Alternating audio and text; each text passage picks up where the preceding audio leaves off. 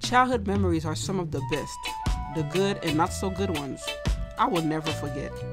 Sometimes I wish I could go back to when I was a child, when I was young and free, with my imagination running wild. But I guess we will always have it as food for thoughts. Let us reason.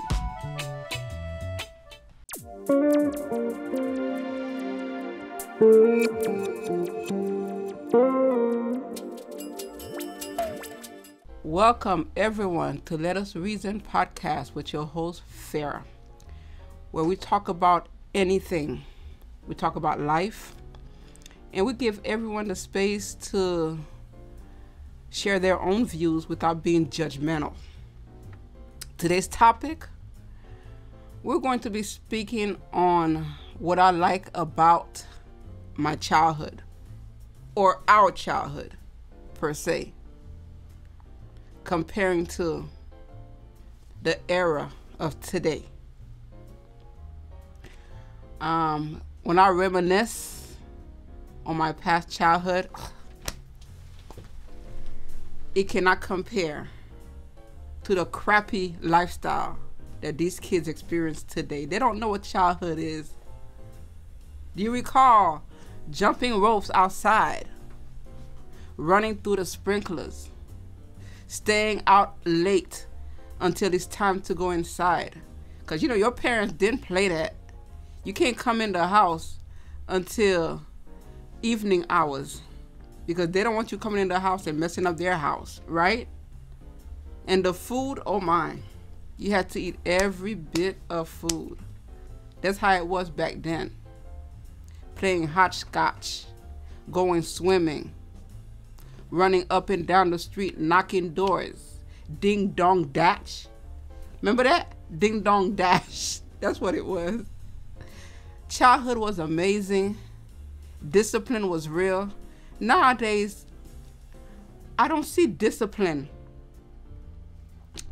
being a thing. They call it abuse. Yeah, some people do abuse their kids, but at some point, you have to discipline your child so that they won't be out of control. Because look at the child, the kids growing up today, they're disrespectful. And another thing, I respect the island people when they grow up their kids. Back then, when a child would greet an adult, they would greet them with an embrace or a kiss. Nowadays, you don't get that at all. I don't see that nowhere. They just walk up on you. They don't even have to say hi. They might give you a little smile, but it ain't like back then. Because the adults, they didn't play that. And plus the neighbors, they were allowed to discipline your child when you was not around, just to correct your child. It was all a partnership. There's no partnership here. Let your neighbor discipline your child nowadays. 911's gonna be knocking on your door. You're gonna be facing some kind of trial. You're gonna be in some kind of trouble. You can't speak on nobody's kids nowadays. There's no unity. There's no coming together. I remember getting my behind whooped as a kid, back to back, and guess what? It made me stronger. It made me independent. It made me know right from wrong. Because you have to make mistakes in order to grow. Nowadays, kids aren't allowed to make mistakes. One mistake, guess what? They're going to jail. What happened to the belt? What happens to the parent having to discipline their child and teaching them the errors of their ways? Now, the government is disciplining your child, but the wrong way. Your child now have a criminal record, can't work, and this record follows them for the rest of their life, what gives? I'm talking about the youth. They were healthy then. They got plenty of vitamin C from the sun. And they didn't get sick as much because they were always sweating, always tired, always running up and down the streets, going to the park. But now every kid is on a phone. Either they're playing video games, they're not getting much exercise, unless they're playing sports at school. That's basically it. But social media has become one of the biggest things that has taken our children's mind from reality. Kids are slow in school. They just take up their phone whenever they want to solve a problem because the answer is right there on their phone. They don't get to use their brain. And what does that do? It kills your brain cells. It kills your brain cells. They're getting their maturity from electronics. And they're being fed lies. And they're being manipulated. I grew up in Haiti. And man, I miss those days. My grandmother, she was one old lady who did not play. I can't say I grew up poor in Haiti because I was nowhere from poor. Because my grandmother owned almost everything. She had the cattle fields, the farms, the horses, the goats, the sheep, the sugar cane factory, the tobacco factory.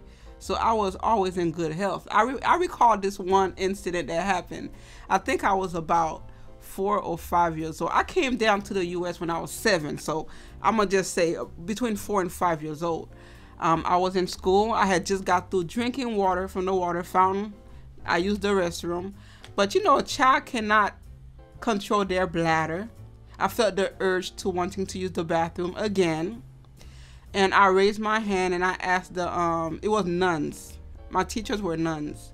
I asked her if I could use the restroom and she bluntly told me I could not. Well, I tried to hold on. The pressure was very strong and hard, and I wanted some kind of release from the urge of wanting to urinate. And I said to myself, okay, maybe if I just let out a little tinkle, I could relieve the pressure of wanting to urinate. So when I did do that little tinkle, the tinkle never stopped. I ended up urinating on my clothes and stuff. And you know, you always got this one child or student that just want to snitch on you. So somebody had told the teacher that I had peed on my clothes, and she called me up and she had a ruler, and boy, I tell you, she almost broke the ruler on my behind, on my skin. She whooped my behind and left whelps all over my skin, and man, I was screaming for my life. I was in pain, I was crying, and she just whooped my behind. Boy, I tell you, I was crying so hard I couldn't even breathe.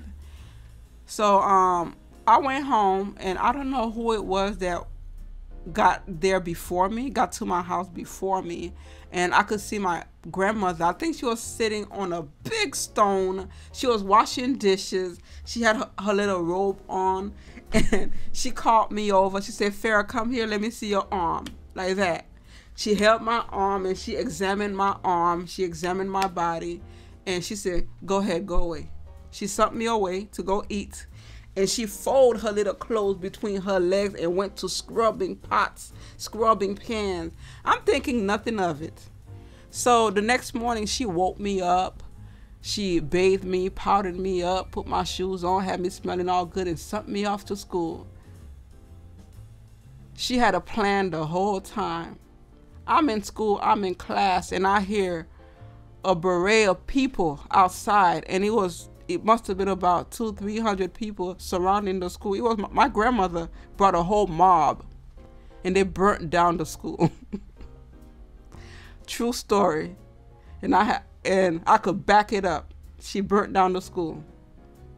Burnt down the school. She stoned the teacher Until this day, I remember I went to Haiti to visit, and I was age 25, and the teachers still remember the story. They still remembered who I was, but they just didn't know who my grandmother was at that time when they were being abusive to me. My grandmother was a rebel. She ain't play that. You gotta be careful who you mistreat, because there's always a lion that's roaring for their cub. And my grandmother raised me from when I was 2 years old. But my Haiti days, I have so much memories. Although it was a short time, I only stayed in Haiti for 7 years of my life. Man, those little 7 years that I spent in Haiti, I could remember every details of fun that I had, because it was one of the best times I've had in life was in Haiti. It wasn't violent at all like it is now. Man, I used to slide down mountains. I used to run through sugarcane factories, just cut cane, go through tomato fields, and I'd have my dress, and I would carry tomatoes in my dress like that with a little sprinkle of salt, and I would eat tomatoes like they were apples, boy. And I also liked when my grandmother, she would feed the whole neighborhood. She'd have those big pots, and she was always cooking for the neighborhood. And they had lines from her house to down the street, people with big bowls coming to collect food to go feed their family. And that's something that she did to give back to the community. It was so beautiful. And I used to experience her killing like cows and goats and stuff like that. And I learned to cook at a very young age. My grandmother, every time she killed an animal, she used to always cut a piece of meat, and I'm 5 years old. She'll cut a piece of meat, and she'll hand it to me, and she'll give me some seasoning. And me, I had no pots and pans at this age. I had a can. So what I do a little firewood, and I put like some water to boil in the can, and I throw my seasoning and stuff like that, and I just use a wooden stick as a spoon, and I would just cook. I make rice, I make all of that. And that's how I learned to cook, man. My grandmother, she was my hero. God rest her soul in peace, man. She was the backbone to my life. Oh, God first. Yes, that I say. But she was my hero. You know that we are living a different time and era. And I believe that we as adults, we as parents, need to pass on what our parents and grandparents passed on to us. Let's pass it on to our children and let them never forget.